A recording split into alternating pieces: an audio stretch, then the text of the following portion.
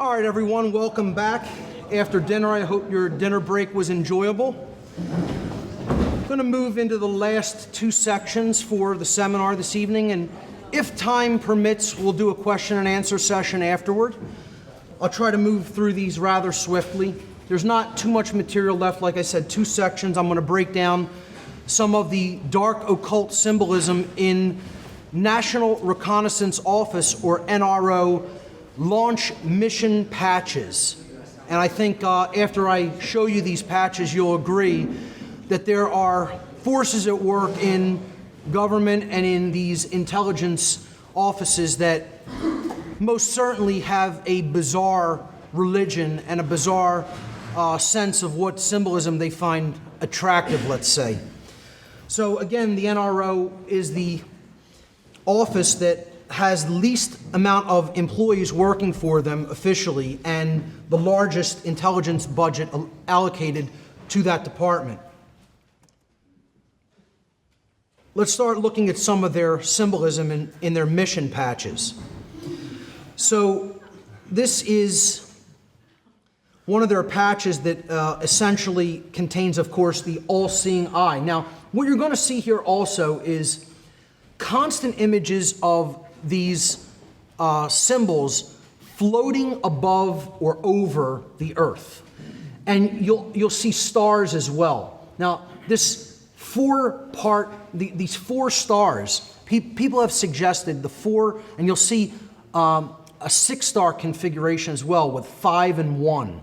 Some people have suggested that this represents different areas from which these satellites were worked on and maybe launched. You know, there's an area in the Groom Lake facility called Area 4 or S4. You know, 4 stars here could indicate that. I'm not saying it definitely does. But you'll see some patches with, 5 stars together and then 1 offset. And people think that that means Area 51. But this patch, which is their fleet operation patch, that's what FLT Ops stands for. The Latin insignia underneath it, nos no una, nos abeo una, means we float together or we swim together. But, in this connotation, it means, we swim together in the sky or in space, okay? And we depart together. So nos no una means we float or swim together in Latin. And then nos abeo una means we depart together, meaning we arrive together as a flotilla and we leave or depart together as a flotilla. Now, my take on this is, how many people have seen these so-called UFO fleets? We don't know what these things are. If you've ever seen the videos, they certainly float together, and when they leave together. I'm not saying that's definitely what this is a reference to, but it kind of does make you think what kind of very exotic, if not otherworldly technologies these people are working on and are putting in our skies. This is one of the most blatantly dark occult and satanic patches I've ever seen from the symbolism and Latin insignia that is on it. Again, you see the 4 stars. You'll see that over and over again, more likely than not representing S4. If I had to take a best guesstimate, I would say that's what those 4 stars represent, although I could be incorrect about that. Now, you see the all-seeing eye in the pyramid, okay? And then the NRO patch designation, the mission designation. Now, we saw what the all-seeing eye represented. It represents God, divinity, okay? The light of the Creator. And, of course, the pyramid, the stone representing the block to that light. Now, what makes this satanic is the fact that the rocket carrying the payload or the mission satellite is getting ready to fly over the top of the all-seeing eye in its trajectory. Now, that in and of itself would not be so sinister, but what makes it sinister is the Latin term supra-summus. I know that's a little bit difficult to see on the screen. Hopefully people can see that. It's S-U-P-R-A-S-U-M-M-U-S, supra-summus. In Latin, that means, get ready for this, higher than the Most High. Okay? Higher than the Most High. In other words, we're higher than God.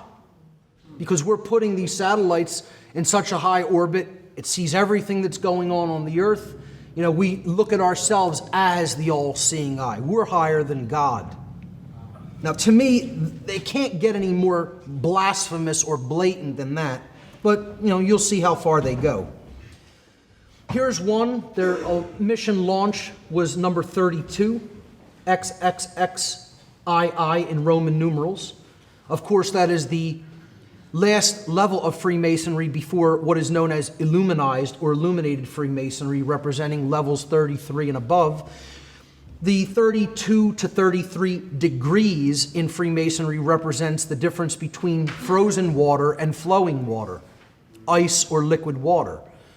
You know, the heat of the sun or the light melts water at 33 degrees and changes it from ice into flowing liquid water. What I wanted to point out here is the blatantly bird-like or reptilian eye symbolism. That's definitely not a human eye in this iconography. We're talking about something that has scales over top of it toward the right-hand side for sure. You know, people want to say, oh, the all-seeing eye on the back of the dollar bill is reptilian. You know, that's from the type of pattern that engraving system that was originally, you know, cut with or engraved with, you know, that pattern that it takes on. It doesn't it represents a human eye, a human styled eye.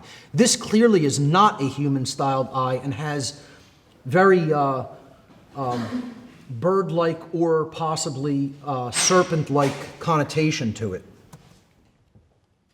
Again, I'm going to follow themes with these where, you know, we're looking at all-seeing eye symbolism within these mission patches. Here's one, Annuit Coeptus, again, the all-seeing eye very clearly portrayed. Again, you have the number 4 inside the triangle at the bottom. The number 4 or 4 stars comes up over and over and over again in these patches. Again, NROL stands for National Reconnaissance Office Launch, number 32. Again, there's that 32 number as well. Here's some owl symbolism contained in National Reconnaissance patch from 2000, and the phrase, "We own the night," clearly with a reference to being able to see in the dark or surveil in the dark. Okay, we're going to go through some that have blatantly satanic overtones to them as far as Luciferian symbolism or blatant satanic symbolism. So this is launch number 49, clearly with a demon or fallen angel form in it that they have named Betty here. And it's obscuring the sun with its wing, holding some kind of a trident and a wrench in the other hand, with its hair on fire and a serpent-like snake going around its body. Then you see the earth partly occulted by shadow, and underneath it, it says, Primoris gravis ex occasus, which means in Latin, first and important from the fall, is the best that I can translate that. Or first and grave, or heavy, or important from the fall. Now, what that means is obviously very occulted. Now, I couldn't tell you what this mission is ultimately about, but clearly there's blatant satanic symbolism in it, and the earth is in shadow. And occasus could also mean sunset. So you see the sun being obscured. If you look at that as, if you turn that and looked at it as hills and the sun going behind it, it could be construed as a sunset. And you see the shadow of the earth, you know, representing the line between light and darkness as the sun sets or rises. So occasus could mean the fall, clearly resonating with fallen angel symbolism, but it could also mean sunset or the obscuration or occultation of light. So very clear satanic overtones or Luciferian overtones there. Here's one, NROL 66, National Reconnaissance Office Launch 66, Get Your Kicks on 66, with a clear representation of the Baal figure, the bull, representation of Satan. Again, that's what these Moloch ceremonies usually were dedicated to, the bull god Molech. So that's a depiction of Molech if there ever was one, as far as I'm concerned. Here's one with the Egyptian god of the underworld, Anubis, depicted, looking very sinister with red eyes and, fangs and a, tongue out. And the blatant phallic symbol of the, the missile coming up from the earth. Yep. Here's more blatant satanic symbolism. Pan, standing for ostensibly palladium at night. But Pan, of course, is another demon figure in certain, pagan mythology. So here's another one representing the phoenix, and it says, and flames. Clearly, satanic or diabolical overtones there. The phrase "melior diabolus quem scies" means better the devil you know. In other words, you'd rather have us doing this than somehow the devil you don't know going out there and doing this. So, we have your interest in mind. You better trust us. Better the devil you know, with the American flag behind the phoenix. Here's one that is a clear reference to dark occultists not wanting anybody to get involved in their business. It's a blatant warning or threat. And this is special projects of the NRO with a dragon coming out of the clouds shooting lightning bolts down. You'll see a repeated imagery of dragons, lightning bolts pointed at or down at the earth. And the Latin insignia at the top says, "Procul este profani," which means away with the profane. The profane are not welcome here, in other words. Okay? Away with the profane. They're telling people, if you're not on the inner circle, if you're not in the esoteric circle, if you're not with us, with the initiates, the sorcerers who do this type of hidden, covert science work, then you are one of the profane and your eyes are not welcome here. For people who want to look into the connections of NASA and the occult, or space agencies in the United States in general and the occult, it's a rabbit hole. You could study that for a lifetime in and of itself. How many dark magicians were involved in different space agencies, and they're clearly telling you who they are and telling you you're not welcome. Here's more. So this section is all about dragons. A dragon is a symbol of power, authority, knowledge, hidden knowledge especially. And this one, you have the dragon holding the entire planet, surrounding the entire planet, as if he's either, it's his child, or perhaps he's getting ready to eat it. But it says, "Omnis vestri substructio est servus ad nobis." And this is a very broken Latin phrase. It's not really structured properly in Latin deliberately. I'll tell you what it means in a moment, but I just want to point out there's that 5 and 1 star configuration that I talked about that some people have suggested represents Area 51 or 51. Again, May Day is a big occult satanic holiday known as Walpurgisnacht. All right, Walpurgisnacht or Beltane. It means bell's wheel, the beginning of the or the midpoint of the spring season, I should say, where sacrifice in the form of blood sacrifice was traditionally offered toward the sun and the earth in order to ensure bountiful spring growth, so there would be a bountiful harvest in the reaping season. So, omnis vestri substructio est servus ad nobis means all your base are belong to us.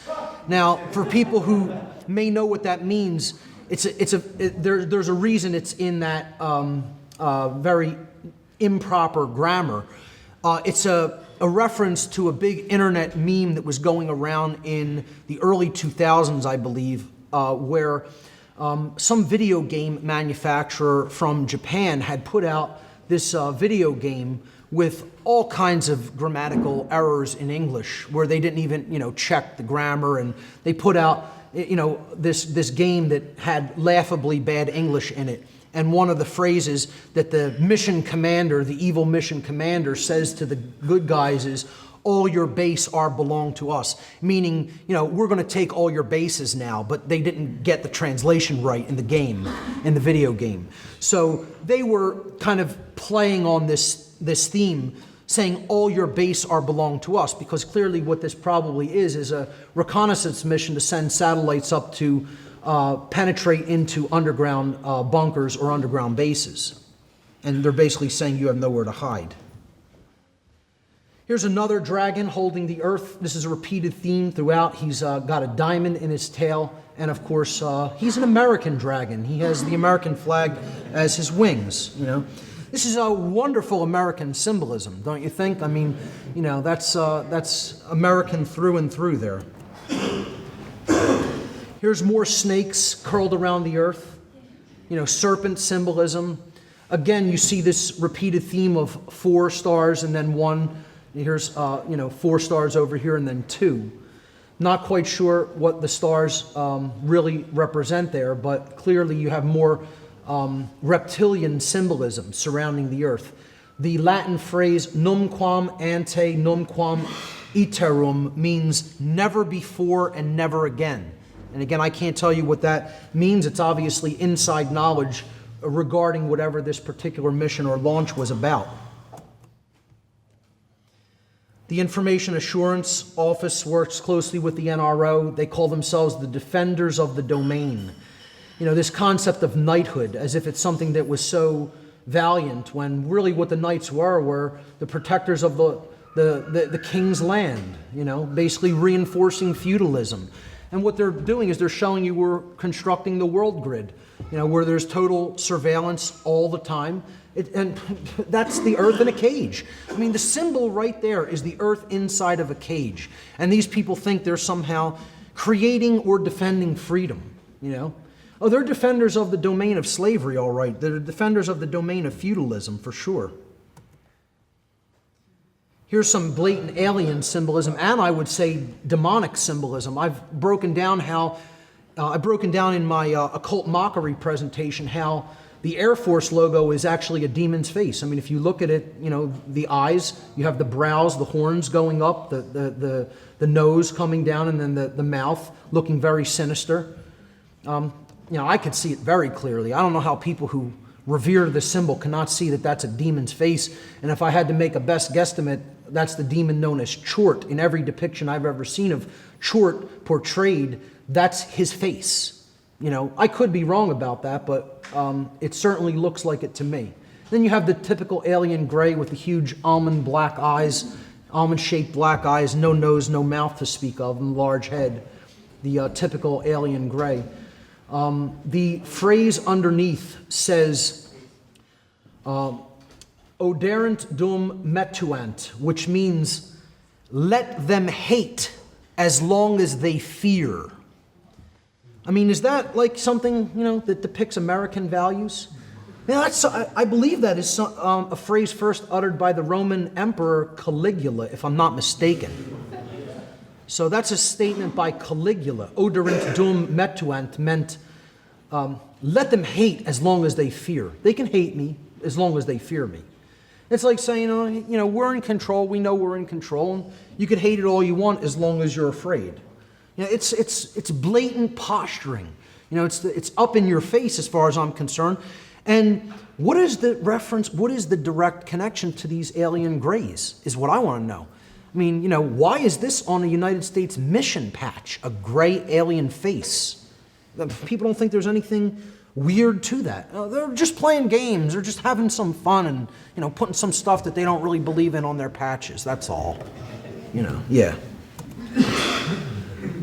Here's another alien gray eating a B-2 bomber.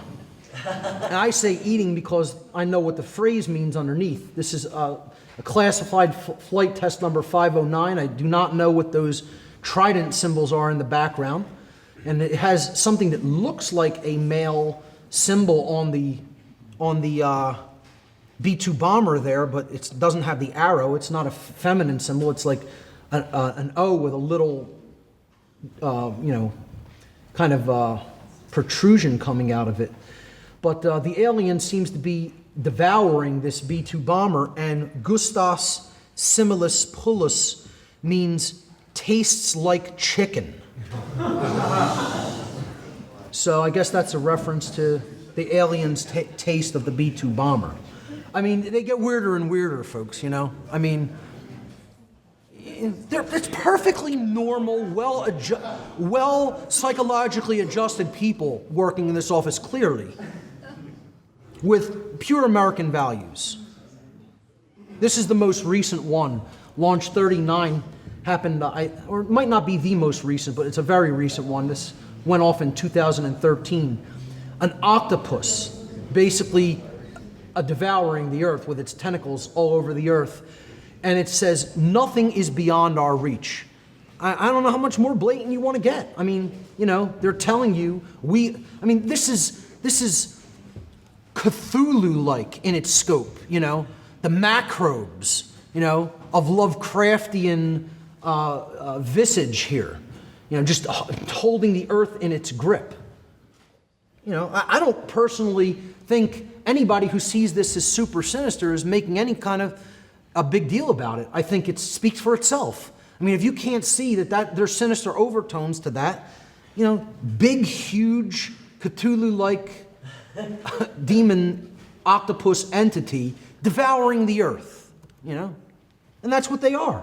I mean, they're really telling you what they're doing, as far as I'm concerned. Here's more alien or demonic or shadow people symbolism with this chevron shape that keeps appearing over and over again. 23D, space operations, semper vigilans, which means always watching or always watchful.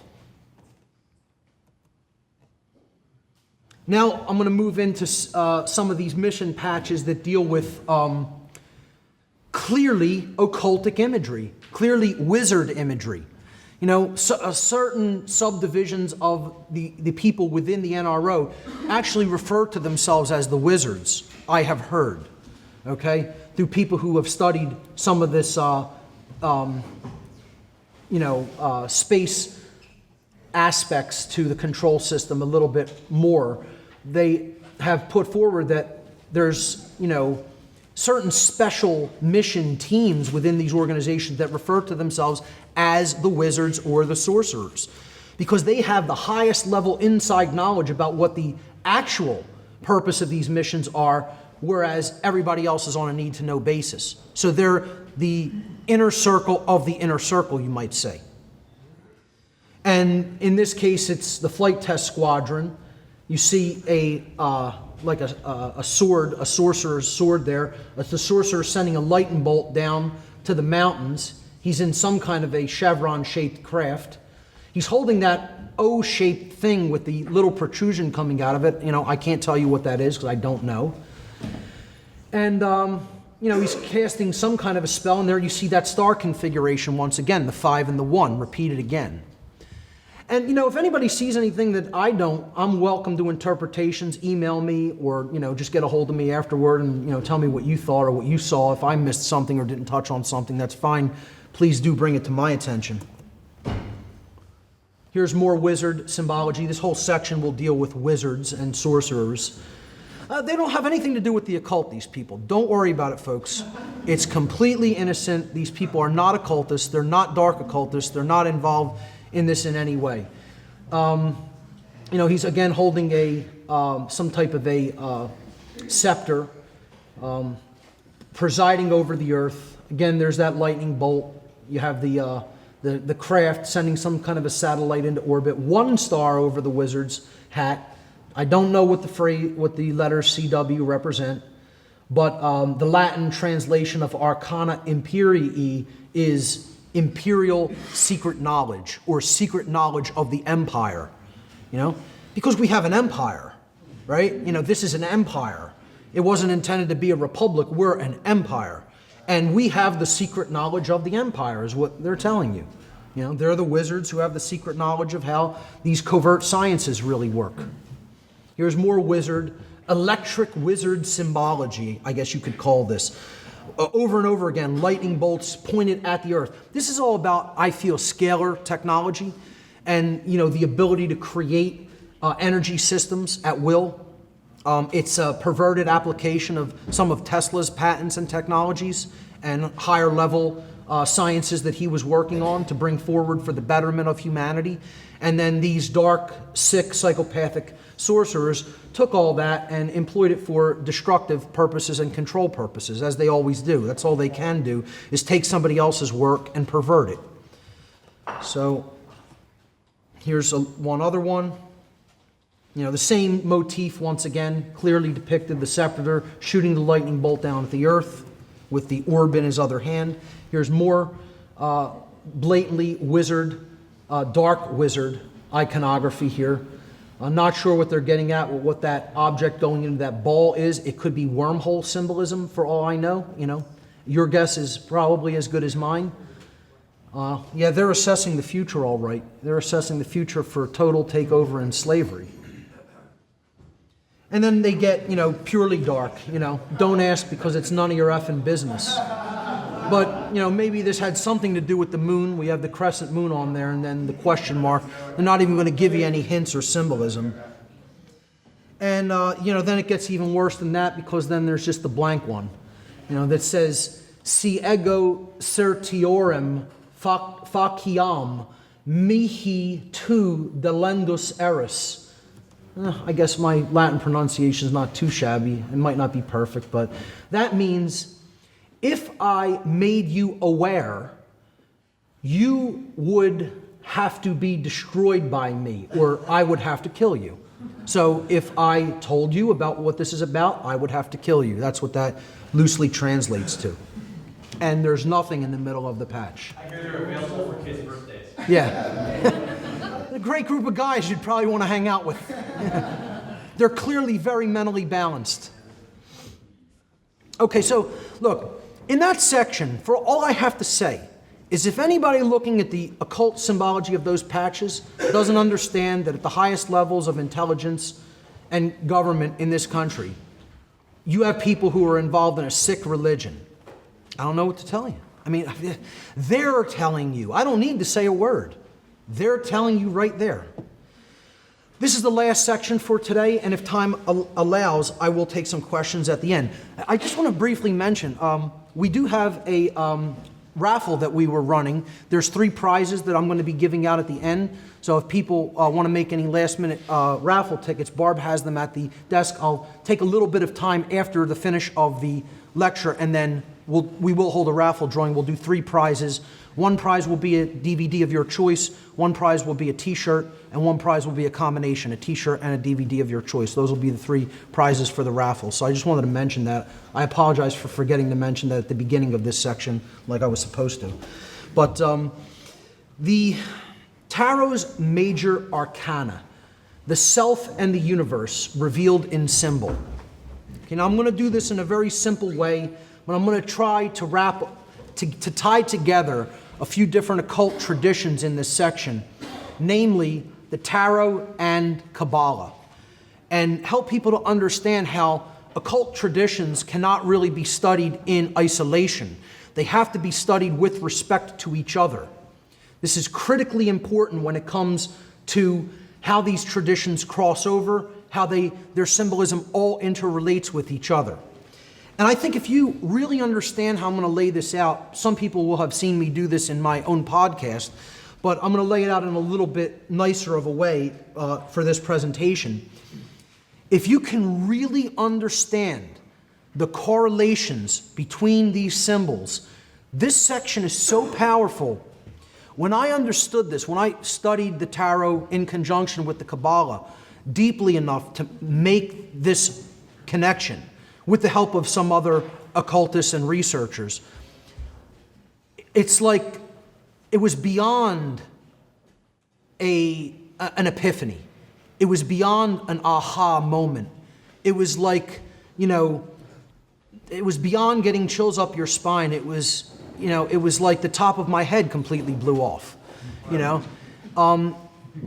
Epiphany is an understatement when it comes to it, because you realize how powerfully interconnected the people that made these systems were with this knowledge.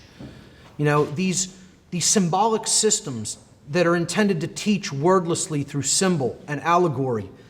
The people who came up with them were beyond brilliant.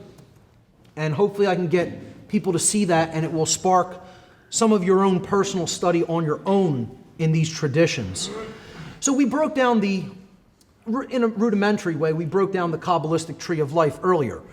Remember, it represents different aspects of the human consciousness. And the whole goal of the Kabbalah was to teach a moral lesson. It was to teach how we could bring ourselves into harmony with the higher consciousness and in harmony with natural law. And in order to do that, we have to develop the desire to get out of the base consciousness, Malkuth as it is known, kingdom, okay? And we have to first develop that desire which comes up from the sacrum chakra, that sexual union energy of, the desire to better oneself and transform oneself, and then develop the willpower to care enough to transform ourselves, help the process of transformation in others, acquire the understanding of natural law principles, and then put those to work in our life through our actions. When we do that, that's when we are truly communing with divine consciousness, or with unity consciousness, the top level of the tree of life, Keter. Again, we talked about the correspondence to the Vedic system of chakras and how these systems kind of like had some interplay with their symbolism. What I want to do here today is show you how the tarot must be studied in conjunction with the Kabbalistic tree of life. They're inseparable. They go together and can't be studied in isolation from each other if they're to be truly understood. Now, how many spheres are on the tree of life? 10. 10 major sephirot, right? The sphere called Da'at was not one of the sephirot. It was considered in the Kabbalistic tradition the place from which the tree grows, or the origin of the tree. It is the essence of the tree, and it represents knowledge. The word da'at in Hebrew means knowledge. So, if we look at that as the essence of one of the trees in Kabbalah, we have really two trees of life. There's a macrocosmic tree and a microcosmic tree. These two trees are talked about in biblical symbolism in the book of Revelation. All right? And what they really represent is the microcosmic tree of the qualities of the self, and then the macrocosmic tree of the qualities of nature, of the universe. So what I did right here is I took the first 11 cards of the major arcana, and I dealt them in a very specific progression onto the Kabbalistic tree of life. We're going to do the same for the second 11 cards with the macrocosmic tree of life. All right? So, 22 cards in the major arcana. 1111. There's another very spiritual number, a very significant synchronistic and synchromistic number, 1111. Okay, how many people, just off the cuff, on a whim here, how many people have personal experience or personal synchronicity with the number 1111 by a show of hands? Okay, that's maybe a third of the room. 1111 is known as the light worker's call. What it means is, if you're seeing this over and over and over again, let me tell you something. When I was starting to wake up, I saw 1111 so much. It was like so haunting that I was tired of seeing it. It was so bizarre. At some point, it was just like, oh yeah, again, really? Non-stop. What I feel it means is that if you're receiving that, it means you're at a level of development already that you need to go forward, and you need to communicate the information that you already know. You're one of the people who, I don't even want to use the word chosen or selected. That's not the right word. You have an aptitude for the gift of teaching in some form or fashion. And therefore, this repeating number is getting in your head and it's getting in your face and it's saying, start to do the work. At least that's what it was for me. That was my experience with the number. And there's a general consensus, in the analysis of this meme going around, an analysis of this experience, if you will, of 1111. The reason I'm bringing it up is because 1111 is symbolically encoded in this breakdown that I'm putting forward. We're using 11 cards, the first half of the major arcana in the microcosmic tree, and then the second 11 cards in the macrocosmic tree. Now, how I have dealt them is simply in that order that we talked about of the spheres, the Sephirot's numbered system. At the top where you have Malkuth, that's 1. Then you move to the right side, that's 2. Then to the left side, that's 3. Then you move down a notch, that's 4. And then to the other side, that's 5. Then to the center, Tiferet, the green card there, that's 6. Then down to the yellow level on the right, that's 7. The yellow level on the left, that's 8. The middle orange card there, represented by the Hermit, that's 9. And then finally 10 at the Wheel of Fortune. Okay?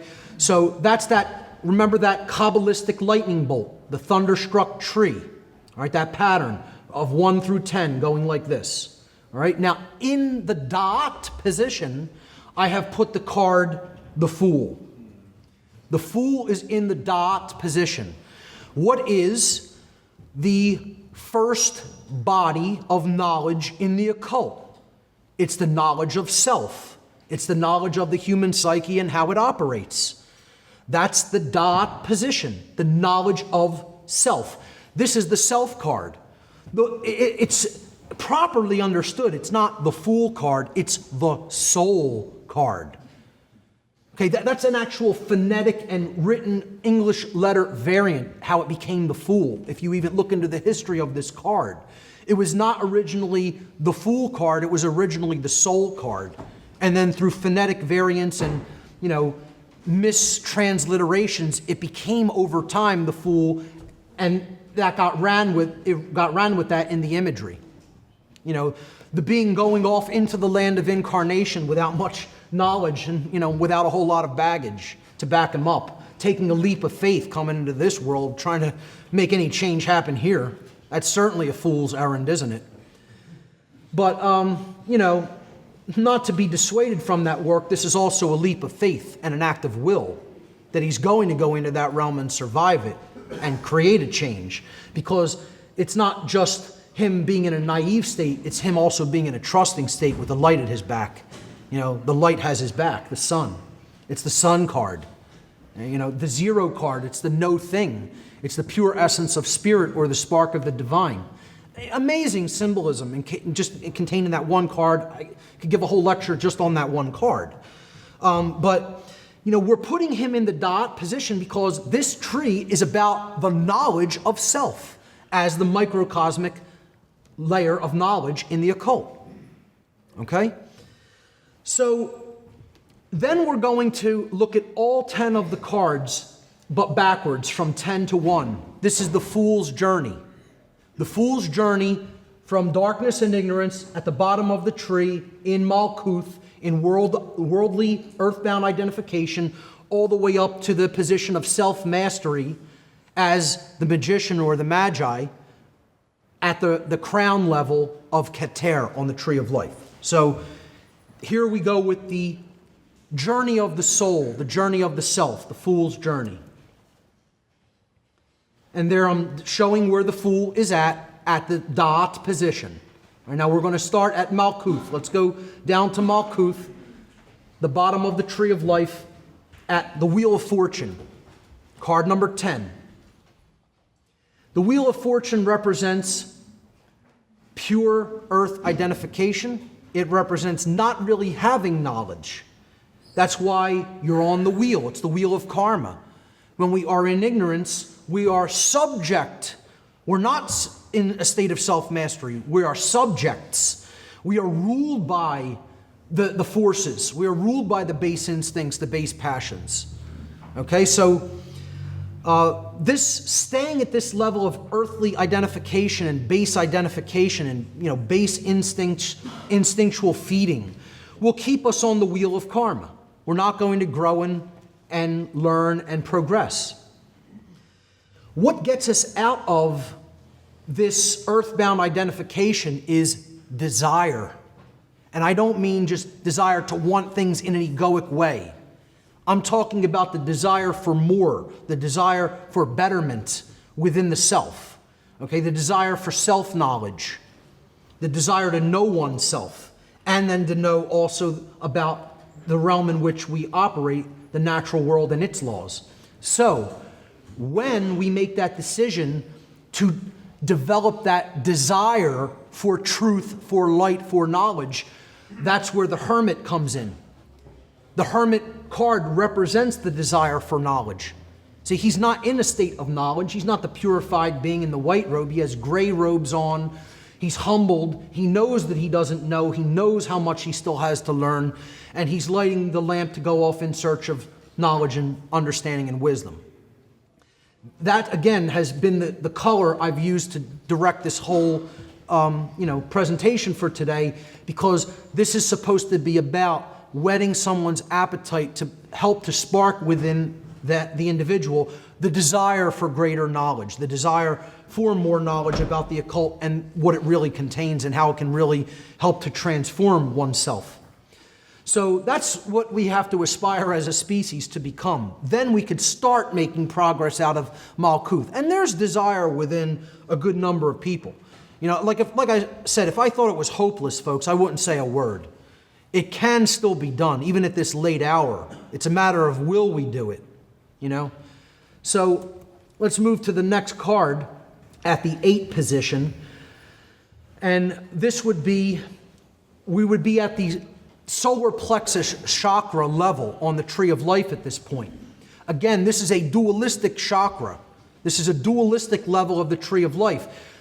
There is on the feminine pillar, which is depicted on the left side of the Kabbalistic tree, there's the internal qualities of the self. And on the right-hand side, there's externalized qualities. So you have to look at that pillar going up and down the left-hand side, those 3 cards, that's known as the pillar of severity. But in Kabbalistic terms, what that pillar represents is internal qualities. It can represent darkness as well, if you look at it from a certain perspective. That which is not readily seen, which is on the inside, that you have to penetrate a little bit deeper to see or to find. And then these 3 cards on the right-hand pillar, the pillar of mercy, are the more masculine or active properties of the self, as we'll see. Okay? So at this level, this is the courage or strength card. And the 2 aspects of will, there's an internal quality, which is courage, right? Courage is developed within. Then you have to do something in the external world to bring courage into manifestation, to act upon it. And then we go to the next level and we see that's the chariot, which represents will in the tarot. So you had the one card with the woman holding the lion's mouth open fearlessly, which represents courage. Okay, that's an internal feminine quality. Now you have the masculine quality of getting things done in the real world, the will to act. All right, so these are both the solar plexus will center, but the dualistic aspects of it. One is an internal aspect, a feminine aspect, and one is a external or masculinized aspect. All right, we're going to move up to the Tiferet card, which is the heart chakra. Tiferet is beauty. And again, there we have the symbol of the heart, the lovers. The symbolism is so consistent. It's so consistent when you learn this arrangement of cards. The people who developed the tarot deck clearly studied it in conjunction with the ancient Hebraic systems, Kabbalah, and even older systems. And these cards clearly were around long before even those traditions, because they came out of the ancient Commission tradition, as many researchers, not the least of which was Michael Tessarion, has done a lot of work to establish and end that debate, hopefully. But you know, the generative principle is depicted here, the union of the male and female. You know, it's not just about sexual union, we're talking about unifying the masculine and feminine aspects of self, such that we develop true care, the generative principle. And again, that is the Lover's card depicted right in the middle of the Tree of Life. This position, the Tiferet position on the tree, every card is connected to. Every card has direct path, line of sight to the Tiferet card, because that's the central focus of the tree. The generative principle, the heart, is at the core of everything. What we care about enough to do in our life or to put into manifestation in our life is actually what gets done and gets manifested. And that's why it's called the generative or creative principle. Let's move up another level, and we are at the severity Sephirot. Geburah. The Hierophant is there.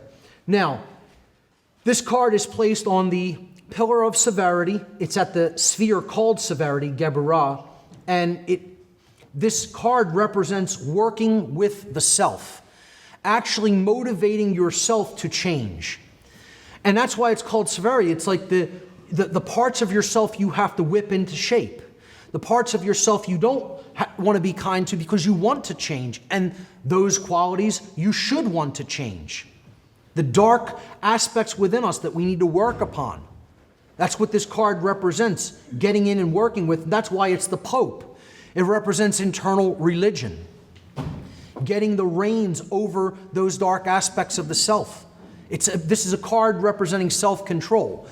You know, religion's one of the control systems, but true religion can be a motivating force if we're guiding our actions toward truth, if the religion is about truth. So this is about self-control. This is about reeling in the aspects of the self that we need to reel in. When we move to the mercy Sephirah, which is Hesed, we see that in that position we have the Emperor card.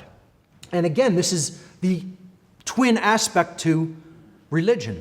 We have the state now, the Emperor. So you have religion and you have government. Now, this card represents mercy. Okay, this is about how are you going to influence other people around you. The other side of this, again, we're at the throat chakra now. So this is all about the voice, right? What kind of internal voice do you work with within yourself? The dialogue that's going on within you, okay? You know, what are you telling yourself? How are you motivating yourself through your internal dialogue to change? That's what the severity card was about, the Hierophant. Now we're at the mercy card. We're turning that external to the self. This is the masculine side of the tree of life, where we're saying, how do you influence others in the world? Once you've arrived at a certain level of knowledge and understanding and care, how do you work with other people to help them to manifest change in their own lives? And that's why the Emperor it's the symbol of state, because it's the thing that does influence, quote unquote, control toward others. I'm not saying that means you want to go out and try to control everybody else, but it's the symbol of external influence, let's call it, whereas the Hierophant or Pope is the symbol of internal influence upon oneself. I hope that's clear and makes sense to people. We're coming up now to the next chakra, which is the third eye chakra, representing true intelligence. So we have a feminine aspect to that and a masculine aspect to that on the two sides of the tree, respectively. The Empress is at the top of the feminine side of the microcosmic or soul tree of life, the personal aspects of the tree of life. This is the Binah Sephirah, and Binah means understanding. Understanding is an internal quality, as we talked about. You know, it's what goes on within yourself. You take in the knowledge, you process it through mental processes, and then you come to a level of understanding internally. So this is the feminine aspect of understanding, which is an internal process. And you could also look at that as a right brain or sacred feminine quality. The high priestess, while of course depicting the goddess, in this case the goddess Isis, is a feminine figure on the card. This card represents the top of the masculine pillar on the tree of life as an active quality. The goddess represented wisdom, and you see her between the two pillars, similar in Freemasonry, Boaz and Jachin, or Yakin. And of course, these are corollaries to the pillar of severity and the pillar of mercy in the Kabbalistic tree as well. So again, Freemasonry, Tarot, Kabbalah, they all have to be studied in conjunction with each other. They are not separate sciences. They're really, again, many paths to the same destination. It's a different way of explaining correspondences and knowledge, but you get to the same end result. So the High Priestess card is actually wisdom. This card represents wisdom. Now, wisdom is not an internal quality. Wisdom, as we talked about, is what we do with what we know. It's an active process. It's taking action based upon what you have come to understand. And again, you had to get there, folks. The lightning bolt goes, if we look at this blue level, okay, the lightning bolt goes diagonally up, left to right, past self-knowledge. See, that's knowledge in the middle, the white card, the Fool card, as the dot card. So you have knowledge, then at the top rung, you have understanding and wisdom. What are the trivium processes? Knowledge, understanding, and wisdom. Da'at, binah, hokmah. Knowledge, understanding, and wisdom are actually the top triangle of the tree of life before you get to the crown, which is self-mastery, which is sovereignty under the Creator, true self-government. Okay? So, again, this High Priestess card, sacred feminine iconography on the card. She's holding the law, Torah, right? In between the two pillars as the balance point. And she represents wisdom ultimately, which is a masculine quality regarding action, what we do with what we know. And when we put the knowledge that we have taken into ourselves and come to understand into practice, that's when we are putting wisdom into our lives and into the world. And that's when we move toward the highest level of consciousness, self-mastery, sovereignty, true self-respect, true self-love, actively being involved as a magician in this world. The magician is the one who stands between the realms, who stands between the worlds. You know, again, he has his head in the cosmos, but his feet on the ground. He is an anchoring point. He is a bridge. He's bridging the light of the Creator down to the world, which is why he has the scepter of power connected to the higher realm, but he's pointing at the earth. And he's mastered all the forces of nature. The wand, the sword, the cup, and the pentacles, earth, air, water, and fire, the four elements again. Okay, so this card represents self-mastery from total ignorance and base identification at Malkuth, coming up through all those other characteristics of the self on the personal journey on the microcosmic tree to the highest level, to Keter, or the crown chakra, which represents total self-mastery. The allegory is perfect. By show of hands, how many people, besides in my podcast series, have seen this arrangement of cards in tarot? By a show of hands. One person. Anybody else? Two. Two people. Okay? At three. Okay, three people in the room. To me, this shows, and not in any way trying to make this any kind of a harsh statement, but it shows people don't have in-depth knowledge of how these systems interrelate with each other and how they fit together. And I'm sure people who are completely unfamiliar with the occult and completely unfamiliar with my work have really never heard of any part of this or ever even seen any interpretations of these cards. Again, I'm not telling you these are the only interpretations that can be given, but look at how well the symbolism relates with the concepts of the tree of life and the spheres upon it. It's a perfect allegory as far as I'm concerned. And very, very, very few people study the tarot in this way. They don't combine it with the Kabbalistic tradition, and they don't see the powerful transformative aspects that that symbolism can play practically in your life if you really deeply, richly understand the symbolism. So I just hope that this kind of conveys this in a way that's readily understood. I hope it did anyway. I'm going to move to the macrocosmic tree of life, and we're going to see how that arrangement of the second 11 cards of the major arcana of the tarot tell us all about the forces at work in nature. And it'll also tell us about the two ways that a civilization can go. All right, so let's look at that. So here I've built the macrocosmic tree of life from the second 11 cards of the major arcana of the tarot deck. So I'm starting with card number 11, which is the Justice card, which is the most important card in the entire tarot deck as far as I'm concerned. Card number 11. We'll get to why that is. And then I'm moving with the lightning bolt pattern throughout the tree all the way down to card number 20. So really all we've done here is, we're adding 10. We started at 1 before and went to 10. Now every card there is the next, 10 numbers up. So 11, 12, 13, 14, 15, 16, 17, 18, 19, and 20. Card number 21, the last card of the tarot, because it starts at 0 and it goes through card number 21. It's not 1 through 22. It's 0 through 21. 21 is a very sacred number. It represents the tripling of 7.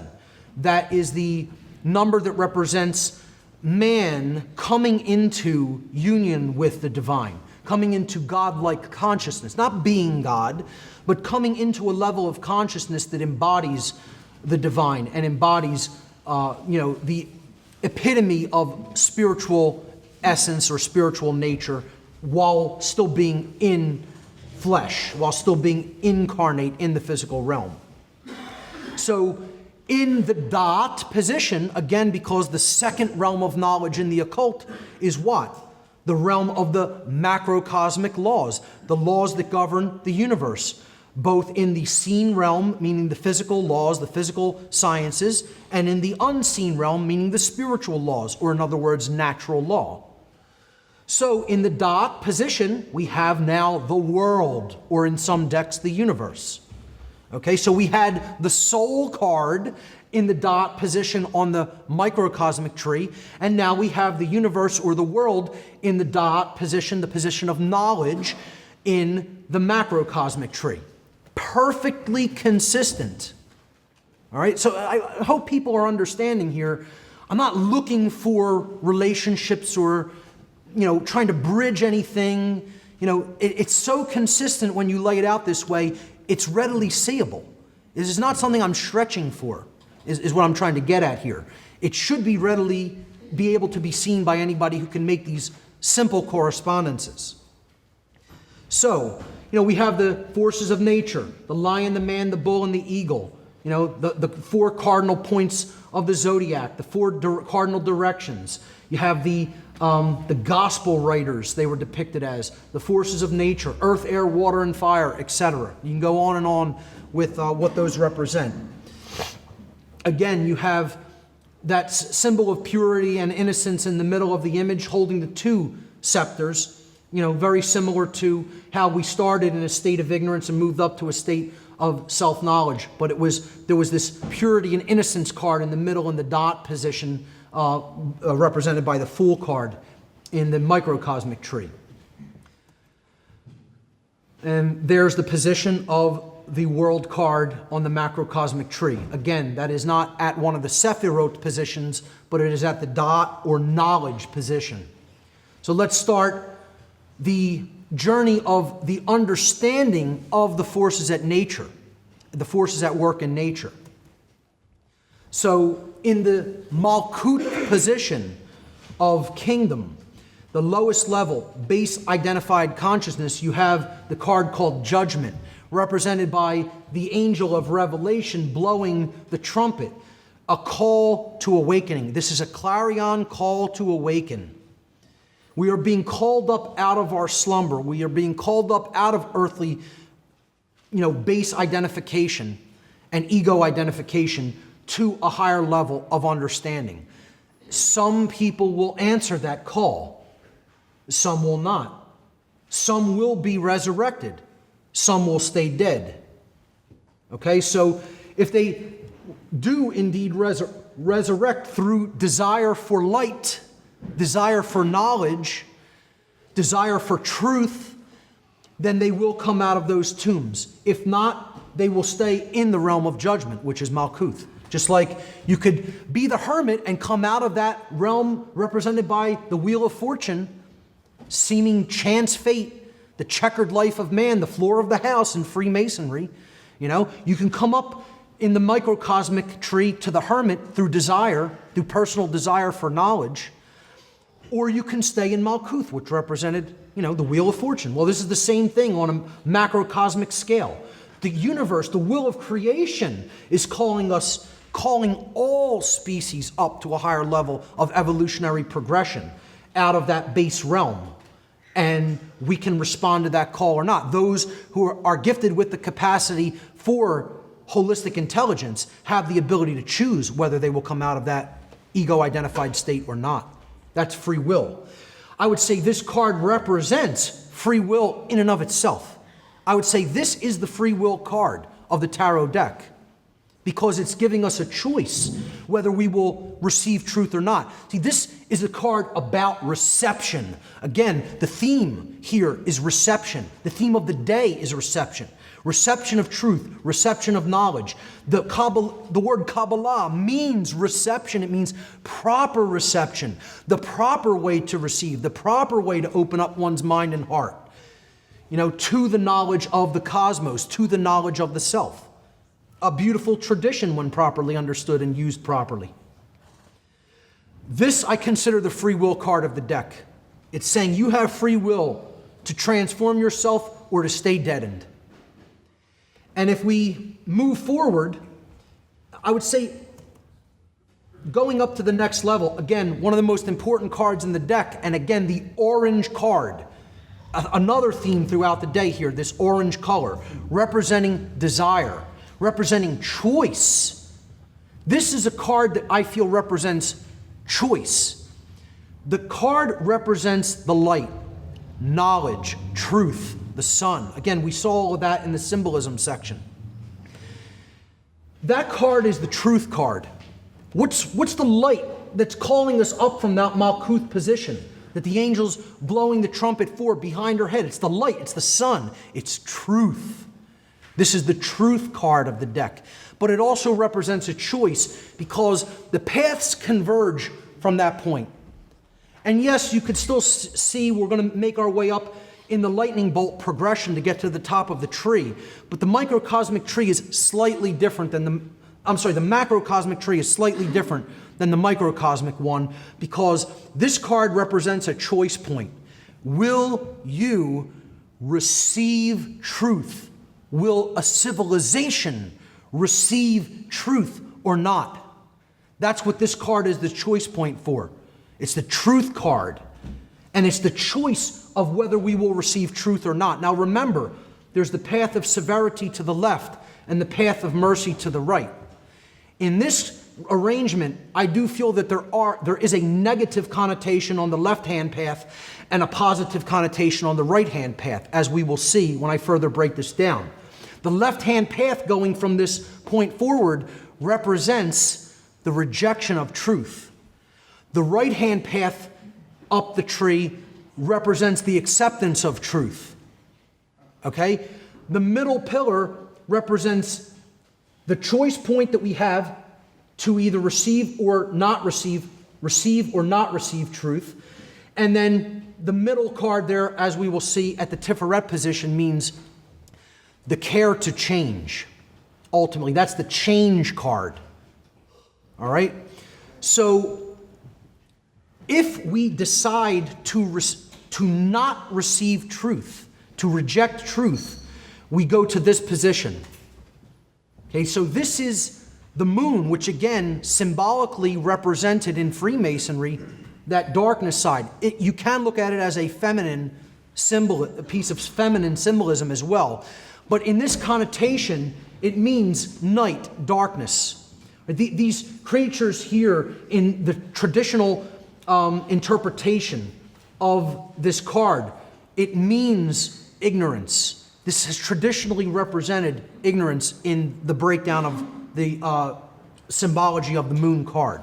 And I would suggest that's what it means here in this position. It means we have not chosen to receive the truth. Conversely, on the active side of the tree, the pillar of mercy, the star card represents all of the other lights of the heavens that are suns. And as such, this is the alchemy card. It represents that we have decided to accept truth into our lives and integrate it. When we move up to the next layer, we're at the heart chakra now. And again, look, folks, that yellow level represents will. Okay, we're making a decision in will, in our guts, whether to accept truth or not. So that ignorance card is a willful position. It's taking a willful position. When people reject truth, that's a willful act. And when people accept truth, that's a willful act. So that totally correlates to the solar plexus chakra, the will center. But now we're moving up to the heart chakra. Again, a unity chakra, right? The heart, the generative principle, what ultimately drives change. The generative principle is what creates change in our lives and in the whole society. So this is the change card, and this card itself is neither negative or positive. It simply represents change, often sudden change. Because once truth is either accepted or rejected, sudden change follows. And I think the choice point that, this symbolically really represents, I think 9/11 was one of the defining hallmarks of our time. And the rejection of that truth, I think, has set humanity off onto the left-hand path. We have to care enough to bring it back to that, point of accepting truth, and maybe we can get up the other side, up to the middle at the top at some point. But, the symbolism of 9/11 here is actually very overt, actually. The thunderstruck tower. Sudden change could be for the good, could be for the bad. Either way, change is coming. The universe abhors a vacuum, it abhors stagnation. Change is always happening. Now we're moving up to the next level, the throat chakra. Again, you have severity here. What follows the rejection of truth as you go up that left-hand side?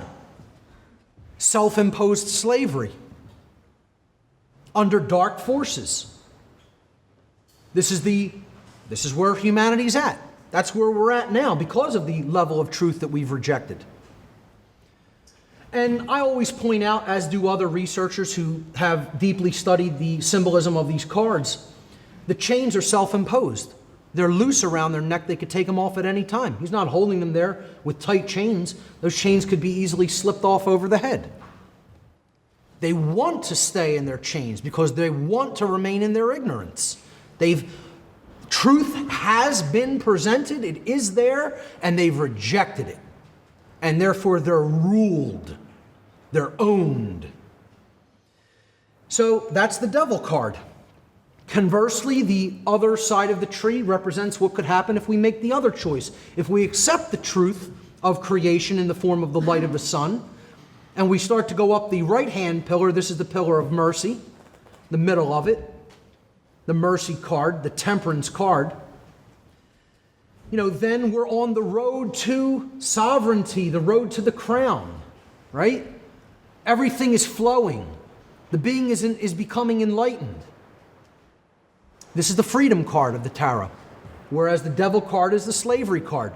So we have the call to awakening and free will at the bottom. We have truth, the sun card. We have the rejection of truth, the moon card. We have the acceptance of truth, the star card. We have change, rapid onset of change, the tower card.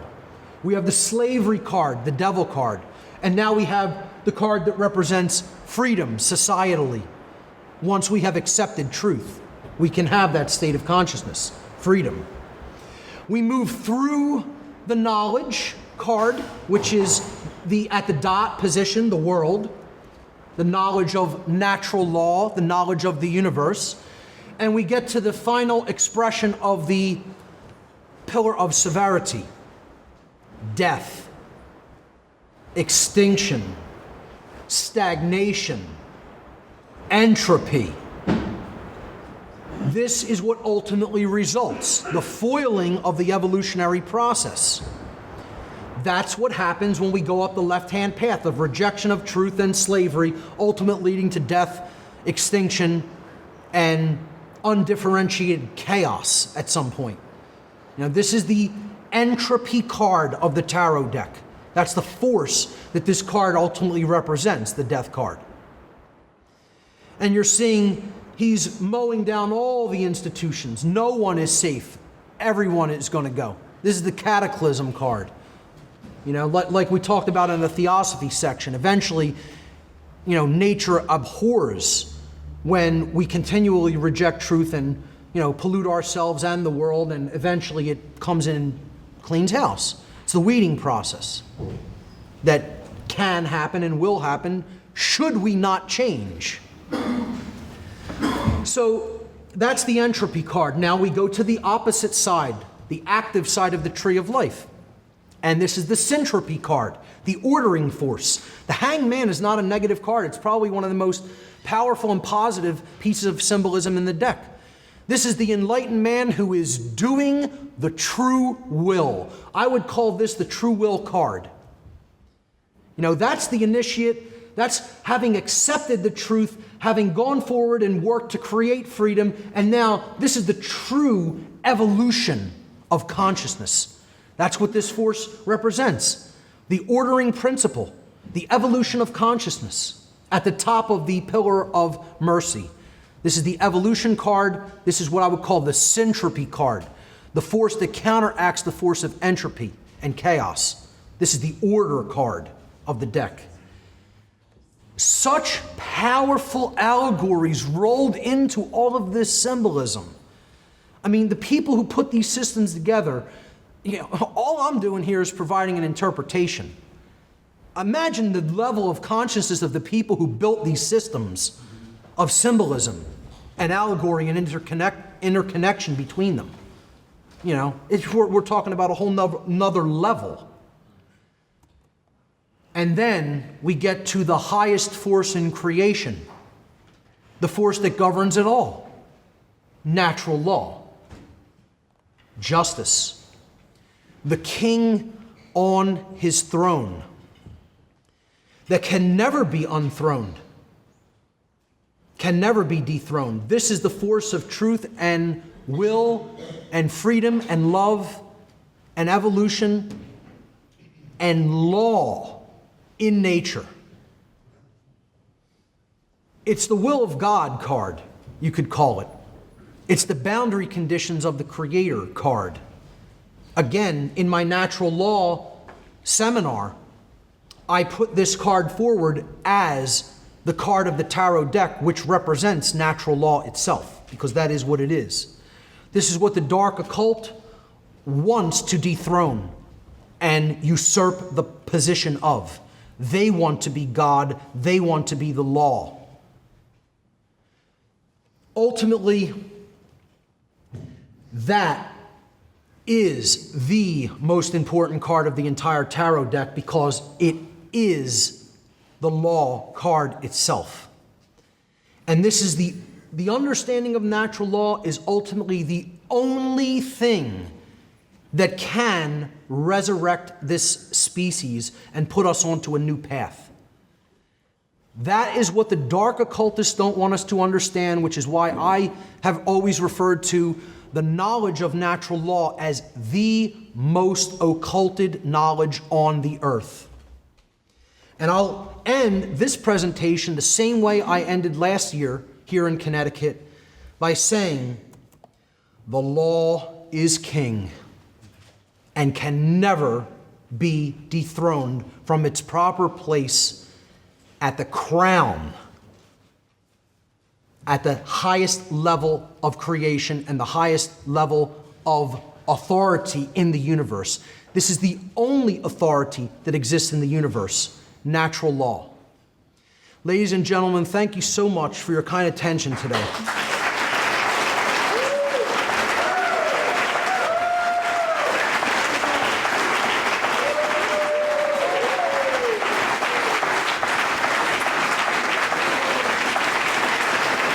Thank you. Thank you.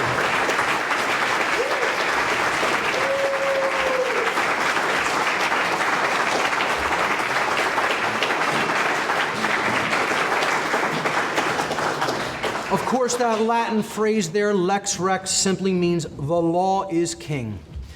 We'll open up the floor to some questions, and I'll take a couple of questions, then we'll take a little bit of a pause, and we'll do the raffle drawing. If we can turn on the lights, because I don't think I need the slides anymore from this point forward, so I could see the audience a little bit, that would be great. Great. Yes, first question, go right ahead. Speak up really loud because we don't have a microphone to help other people to hear, so really project your voice as much as possible. It's actually not a question, it's a strong suggestion. Okay. The symbol, the O with the dash. Yes. Whenever it appears, it's a trident. Okay. And normal is devil's pitchfork, it's a sonic. Hebrew for Samaya. Interesting. Yeah, yeah. That could also look, it also looks somewhat similar to the Greek-esque character as well. Yeah, the sigma. Yes. Can you comment on the Thoth deck by Aleister Crowley? Oh, it's a great deck. It can be used in the same way that you talked about. Sure. This, yes, it can. Even though he switched some of the cards. He switched 2 of the cards. This is called the 8-11 reversal in the tarot. For people who have studied it, a lot of people don't really understand it or know about it. I tried to figure out what it was about. Until I understood this arrangement of cards, I didn't grasp why Crowley did that. He was basically putting courage as the highest force that the universe rewards in nature. I don't look at that as an acceptable reversal personally, which is why, while I like the symbolism of the Thoth deck and some of the other Golden Dawn decks, I do not agree with the reversal of taking the Justice card, which represents natural law, down from the 11 position at the top of the macrocosmic tree of life. That's a reversal that takes natural law down from its position of authority at the top of the universal tree, which shouldn't be done. I do understand why certain magicians looked at that reversal as a good reversal, because they felt that courage was dead in humanity, and that courage needed to be crowned the king. It's like in the Wizard of Oz, my Wizard of Oz presentation, I talked about this reversal, because the cowardly lion is crowned king in the Wizard of Oz, because they're saying only when we crown courage as the king of humanity is anything going to change here. It's the only thing that could really get us into alignment with natural law. Courage. Courage is one of the big factors that you can't create in anybody else. It's an internal quality that can only be created by the self. So that's why they did that reversal. I like the kind of idea behind also putting the courage card in the high position, because it's this idea that nature will come to our aid if we are bold and courageous. I love that idea personally. I talk about it all the time. But I still don't agree with the reversal of those cards. I do understand why they did it, but I personally would never make that reversal, because you can't move that card from its position. What does he call the courage card? You're saying he put the courage card. 8 and 11. Card 8 and 11 are reversed. So this is card 8. Justice is card 8 in the Thoth deck, and courage is card 11 in the Thoth deck, because he's trying to put courage on this tree. It doesn't belong on that tree. It belongs on the will position. I believe it is I thought it was Aeon that he puts on. Hod, the Hod position on the microcosmic tree. He has moved it to position 11, which is Keter on the macrocosmic tree. It's like I said, it's a reversal that I understand, but I do not agree with. Yes. Hey, Mark, thanks for everything you did. Thank you. And this was great. I've listened to all your work as much as I have gotten up to on the podcast. Anyways, like 162 is where I'm at right now. Cool. which is hard to get through the cosmic abandonment stuff, you know, that really is helping me a lot, Right. and I appreciate it. Cool. But those episodes are really hard for me to like power through like I did the first 160. Right. You know? I'm going to provide some background material and go through some ancient writings that alluded to this stuff in future Yeah, well, presentations. like on the macrocosm, yeah, that's like blowing my mind. But then the microcosm, taking it Oh to yeah, myself is yeah, what I'm talking yeah. about. What's That's going on why here on the earth as a result? Yeah, yeah. I mean myself. Is what I'm talking Sure, sure.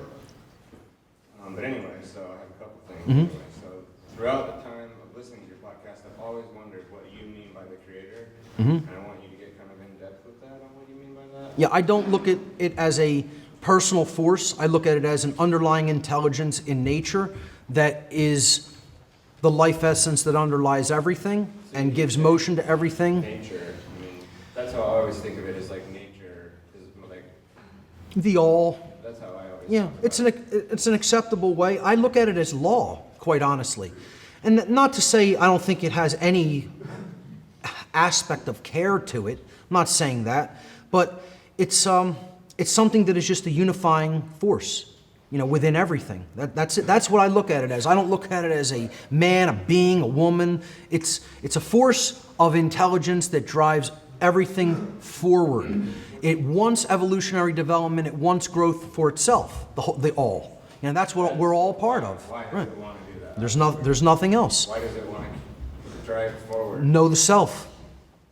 Know the self. Self, That's it. Okay, so next, Everything comes down to those two words. You know, that was the mysteries. Know the self and you know the universe. That's what the universe is trying to that's do. what this is all about. Just That's it. Sharpening the consciousness. It's all about understanding, gaining through experience, having an experience in a differentiated state. Wouldn't you say that the tumultuousness or the chaos right now is actually a tool to be used to grow consciousness faster? I would not, because I would say it's not necessary to get to that level of chaos. Those lessons can be learned without going through those extremes of suffering. It's like what we're doing is we're punishing ourselves when we have so much potential we don't need to do it because we're a self-loathing species and we're stuck in this rut of believing that we don't have the worthiness to transform this condition. And it's unnecessary. It's like, I like the phrase, I like this spiritual teaching, evil is only necessary until we recognize that evil isn't necessary. Right. That's it. Yes. I had one more thing. Sure. Come back Cool. later. I was reading some books by Paul Foster Case and Medico. Sure. He has some great stuff on the Rosicrucian tradition as well, Case. And, they said, I've read that you won't truly understand the Kabbalah unless, or the Tree of Life, for instance, unless you understand Hebrew and all the letters and what they mean. It would help. I mean, you know, you could get into the study of the language and what the Sephirot, have traditionally been used to represent, and you can gain a good understanding of it from that. Do I think it's absolutely necessary? It's like, this is a system of correspondences. That's what has to be really understand the most when it comes to any occult symbolic system. Somebody else's interpretations of the spheres on the tree might be slightly different than mine, and that doesn't mean that they would be wrong, or that I would be wrong because they disagreed with some of my interpretations. It's a way of interrelating information and corresponding ideas. And, if we look at those spheres, how I laid them out today in conjunction with these cards, I think you could see the clear overlap and the clear correspondence. Yeah, you related it to the Vedic, right? Kind of Sure, like that too. a lot Yep. easier than Right. going through. So would I say it's absolutely necessary? I wouldn't make that statement, but I would say it wouldn't hurt. And, to study, other languages and other traditions is always a plus. So I think it would be a good complement to the study of Kabbalah, definitely. Yep. Yes. What's the significance of Latin? Seems to me it was the sickness use it, legal system use it, it's incorporated in the magic books. Why did we use Latin as opposed to, say, another language? It's the root of all the Romance languages, and that means that it's ultimately one of the biggest etymological roots of the English language as well. So just a lot of English words come from that, and probably one of the easiest ways or the more unified ways to say something in English but not use English, so to make it kind of esoteric to do it. Most people traditionally use Latin to do that. It's kind of just an agreed upon thing, especially in the West. So I wouldn't say there's any specific magical or mystical significance to it. I would just say, since so much of a percentage of the English language comes from Latin in its origins, that's where a lot of the people who are involved in esoterics have decided they're going to use that language to write something that they would not rather write in mundane terms. That's my interpretation of it anyway. I don't think it has any other deeper significance than that. Yes? On the macrocosmic tree of life, if that's governed by natural law, my interpretation of that would be natural cycles. So, do you think that we can avoid the catabolic cycle that's represented by death in that macrocosmic path? Yes, I do. Like I said, I wouldn't be saying anything if I didn't think it was avoidable. That doesn't mean that it will be avoided. Again, can and will are two completely, drastically different things. Can it be done? Yes. Even at the place where we're at now, it can be done. Will we choose to do that work? That's not up to me. I don't have that answer. But if I didn't think it was possible, I wouldn't be here in this room trying to say a word to anybody. I'd be at home, saying, "Oh, it's all done. It's all over." I don't think we're at that point yet, but are we approaching it? If we're not careful, we're approaching that point. Like I said, at some point nature says enough and no further. It only takes the kind of abuse and rejection that we're dishing at it for so long. Yes? I just had a question, it's totally off topic. It's about a symbol that we didn't go into, but it involves the swastika. And I was curious that, I know there's a movement to kind of reclaim the symbol. Mm-hmm. And I was just wondering, in your opinion, as someone we obviously have a little high regard for symbolism, Mm-hmm. what do you think of that, if that symbol should just be... I would love to see the swastika reclaimed and erase, or as much as possible, mitigate the memory that has been attributed to that symbol through the Nazis. I think we should reverse it back around to its original configuration, not in the SS, configuration, but in the, the like 2-2 configuration, the backwards configuration of it, and help people to understand that this was an ancient symbol that represented the sun, the path of the sun, that represented knowledge, enlightenment, good fortune, goodwill toward other humans, goodwill toward other beings in general. And in the Vedic tradition, when it was used as such, and even in the Native American traditions when they used it, this was a symbol of hope. And I feel it should be completely reclaimed. But people should do it in a way where they really explain how it was used before, explain how they are reversing it, that it was reversed by the dark occult orders that, the dark occult Teutonic orders that came in pre-World War II Germany and essentially took that culture over and then worked through, dark occult forces to bring Nazism into that region of the world. And, they should explain how that happened through the occult, and they should explain what this symbol originally meant and how it was pillaged. And then hopefully people can, quote unquote, take that back. I'd love to see it happen. Are there too many people who are closed-minded to allow that to happen and just see symbols in a totally unidimensional sense? Maybe. But I'd personally like to see it happen. I'm all for that. Yes? So 1111 is a very positive connotated number. How much time? 7:30, a little after 7:30 now. Okay. I'll do like maybe five or so more questions because I want to preserve my voice a little bit. It's already feeling a little bit rough. But then if you want to make an announcement regarding where we might want to meet up or continue discussion afterward, if anybody wants to go, But you still need to do your raffle. Oh, the raffle too, right. why don't you take All right, I'm going to take three more questions after this, gentleman. So you and then three more. Then we'll do the raffle, and then we'll probably have to break after that. So go ahead, continue. So 1111 being a really positive connotated number of calling nature. Is there an inverse to that? That's basically a, hey, you were going right, but you made a mistake, turn around. I haven't seen a synchromistic number that kind of put that forward. Maybe 9/11. Maybe the number 9/11.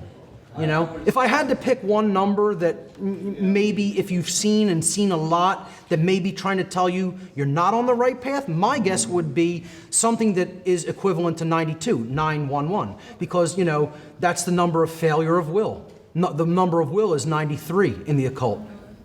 Yes? I have a quick, I want your opinion on something Mm-hmm. in terms of action, because I know you preach a lot about taking action. Sure.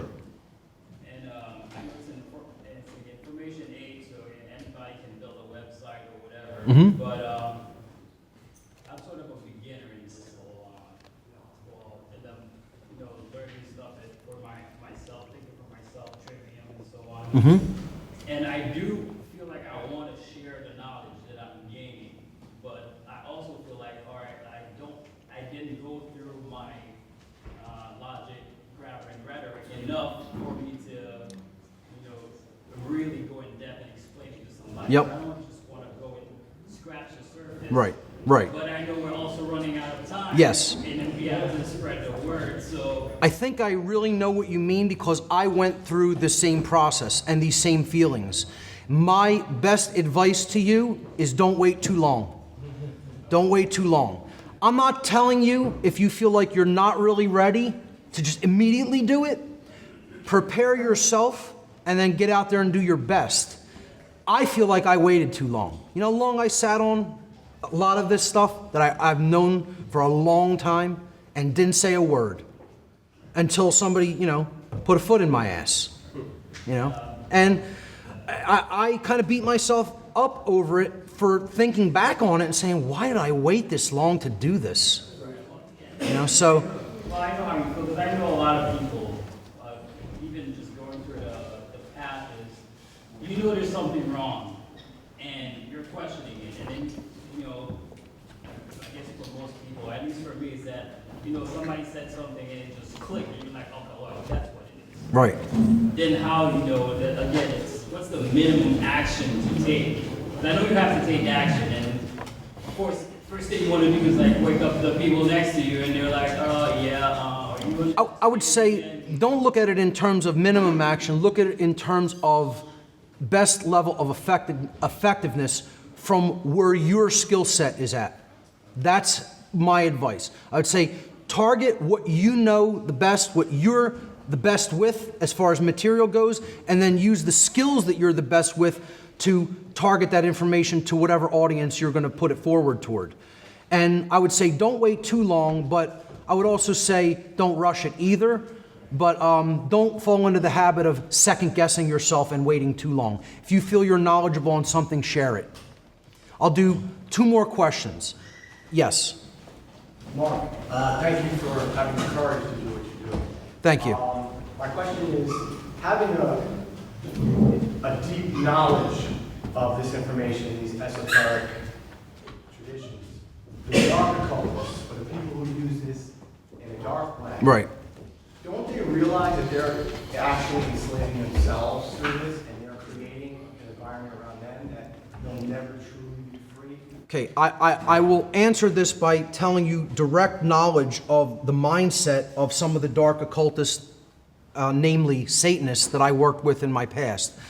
Their worldview is such that the laws of nature that govern moral or immoral behavior, in their mindset, in their worldview, means that the whole universe is a prison to them. That is their worldview.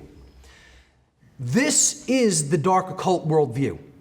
Anybody that thinks that the entire system of nature is a prison thinks like a dark occultist. I do not have that worldview. That's a poisonous worldview. The laws of nature are not here to enslave us. Because I live under the laws of nature, I am not a slave. I am a sovereign being operating in the unity of nature, period, under the laws of the Creator.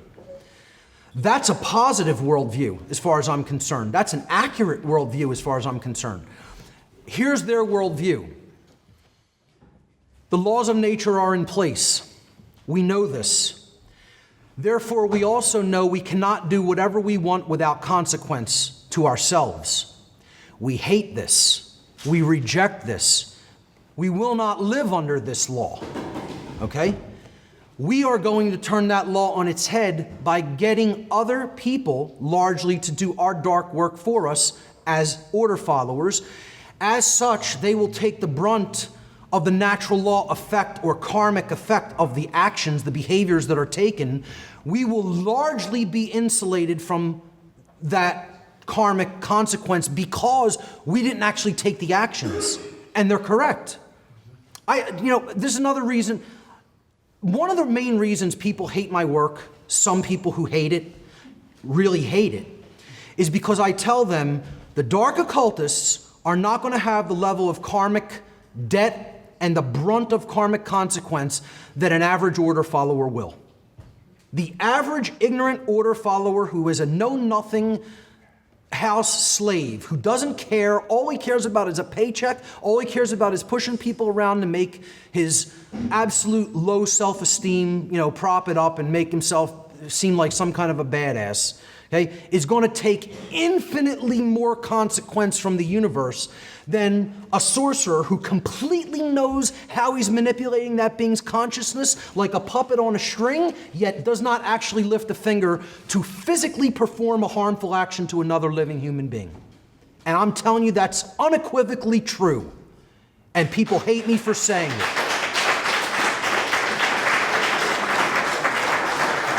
Now, the problem is most people are willing to help them get their work done in ignorance. And their worldview is very similar to their worldview.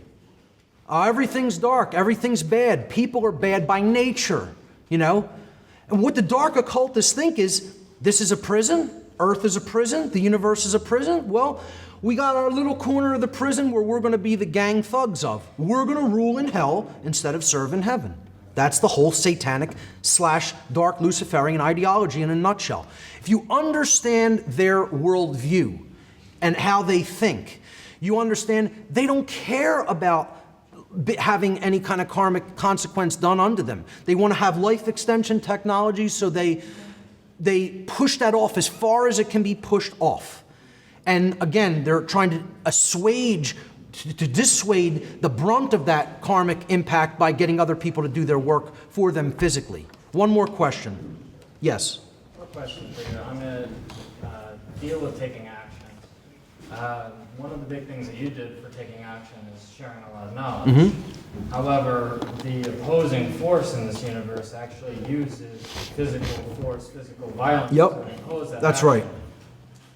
Is your stance that we should just be sharing knowledge to basically defend ourselves against it, or should we actually use physical force when the time comes to actually counteract? Let me tell you something. Anybody who isn't a very heavily armed human being is a stupid human being.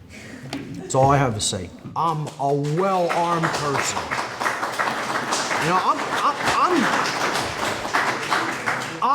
I'm not a pacifist by any stretch of the human imagination. I think pacifism is the most deplorable ideology on the face of the earth. What's the point of the knowledge if you don't take action, right? If you have knowledge that sovereignty is the truth of creation, that it is the truth of your being, what good is that knowledge if you're not willing to defend that sovereignty when it comes under physical violence by another person? You have the right to defend yourself with physical force, which is nonviolent. The defense through the usage of physical force is not the application of violence. Sorry, it's not the same thing. Anybody that thinks that is wrong. Is wrong. They are incorrect. So, I'm not telling everybody pull a trigger at the drop of a hat either. Okay? I think exercising the level of tolerance to teach this to as many people who are willing to listen is the first step. But hey, teaching wasn't going to dissuade the Nazis from doing their horrors. It wasn't going to change the minds of the secret police of the Soviet Union. Okay, that wasn't going to happen that way. At some point, I would advocate for physical pushback. Like I said, I'm not a pacifist. I think people try to portray somebody like Gandhi as being some kind of a propped up on a pedestal figure because he advocated nonviolent resistance. Gandhi didn't get it done. Jesus Christ didn't get it done. Okay, we're still in slavery, folks. It's not done yet. You know? I'm not saying don't learn from those figures either. Okay, but Gandhi once said, and this is what a lot of people who take his ideology as in support of a pacifist ideology said at some point in his life, if we had guns to resist, it would probably be a good idea to employ them, but we don't have them. They let them take them all. They let the British Empire take all their weaponry. It's the same thing. Yeah, this is something I'm going to also hammer on my work in the future. I'm going to be getting more deeply into gun rights than I have before in the past. I'm going to really try to emphasize the importance of what the Second Amendment was intended to be. I'm not a constitutionalist either. I think all government is an illusion. All government is, a coercive system. But the concepts contained in the Bill of Rights, some of them I think embody natural law principles, particularly the Second Amendment. Just following with that question. Don't you feel that if we go too far pushing the knowledge without taking like an affirmative action and actually kicking back the force that's hitting us, like flat in the face? Hey, Mark, we don't actually go it's now. 7:45. Okay, great. We'll do the raffle in 1 minute. I'll just answer this brief question. This is one of the reasons I don't really too much support protests, because people come to protests with no teeth. Right, not protest. And the cops bring violent weapons. I'm not interested in that. When you want to protest where you're going to back up your right to speak with teeth, I'll be there. But if you're not, I don't want any part of it. So, when people understand, you need to say, I have not only a right to speak, but I have a right to stop you from stopping me from speaking. Then we'll be making progress. Those beings don't have the right to stop you from free assembly and speech, which are natural inherent rights. So when we want to, put a protest together with teeth, then I'll be at that. How many people in this room are willing to? Who knows? We're gonna do our raffle. So let's bring up the tickets, and I'll announce the winners. I'll pull the winners. Yeah! Let's get some swag.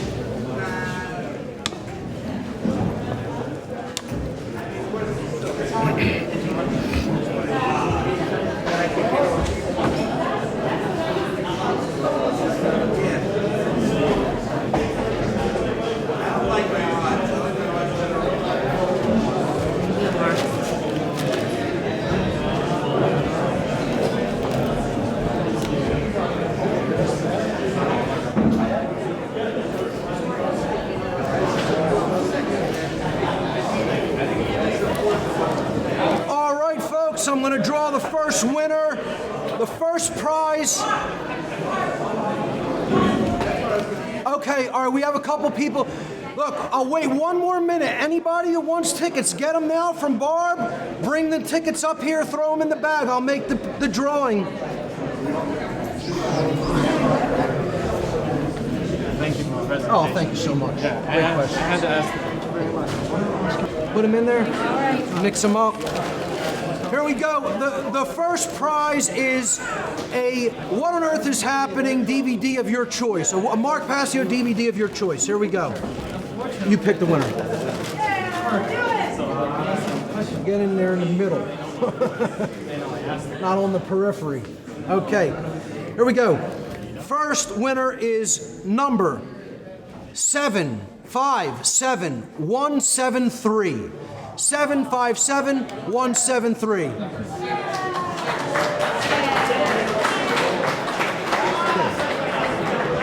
Give him whatever DVD he wants. Okay. Just check the number. Okay. Was the last one buying? Great. Yeah, right? Okay, you're going to get a DVD of your choice from up there, a single DVD of your choice, okay? I'll pick the next one. 757161.